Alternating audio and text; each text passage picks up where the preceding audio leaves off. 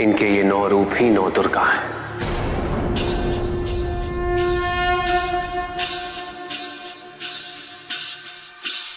इनका सबसे पहला रूप है शैलपुत्री।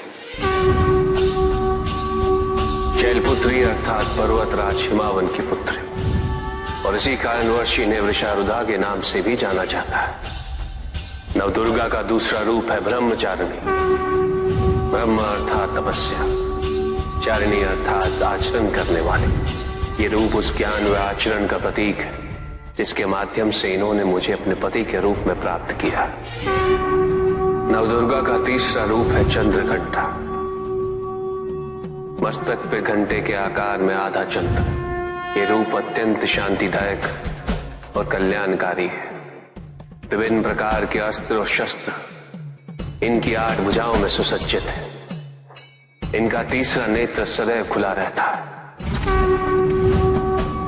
यह है नवदुर्गा का चौथा रूप। इनकी मंद मंद हंसी से संसार का जन्म संभव होता है, और इसी कारणवश इसे कुष्मांडा के नाम से जाना जाता है।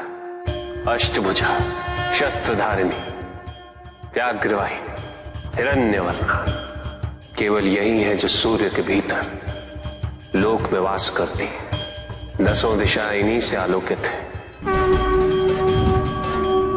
जिनकी कृपा से मूर्ता विज्ञान सागर में परिवर्तित हो जाती है, वो है स्कंद माता। नवदुर्गा का 5वां रूप सिंह वाहिनी, और इनकी उपासना द्वारा मोक्ष का मार्ग सुलभ होता है।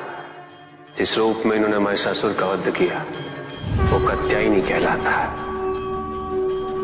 इनकी आराधना करने से अर्थ, धर्म, काम और मोक्ष फलों की प्राप्ति होती है। ये रूप कालरात्रि रूप कहलाता है। एक हाथ में लोहे का कांटा और एक में खड़ग, जिनका आशीष शुभों का कर्ता और कारक है। ये अंधकार का विनाश करती हैं। इनकी आराधना करने से असुरी शक्तियां भी भयभीत हो जाती। ये इनका महागौरी रूप है। श्वेत वर्ण, श्वेत वस्त्रों से सुसज्जित, चतुर्भुज, त्रिशूलधारी, तालवाद्य धारण करने वाली ये इस रूप में अपने उपासकों को अभयदान देती है। मां दुर्गा का 9वां रूप सिद्धदात्री कहलाता है। अनिमा, महिमा, गरिमा, लघिमा, प्राप्ति, प्रकम्य, अश्वित्व, वशित्व, ये 8 सिद्धियां केवल इन्हीं की कृपा से प्राप्त हो सकती है। मेरा अर्धनारीश्वर रूप इनके सिद्धदात्री रूप की ही देन है।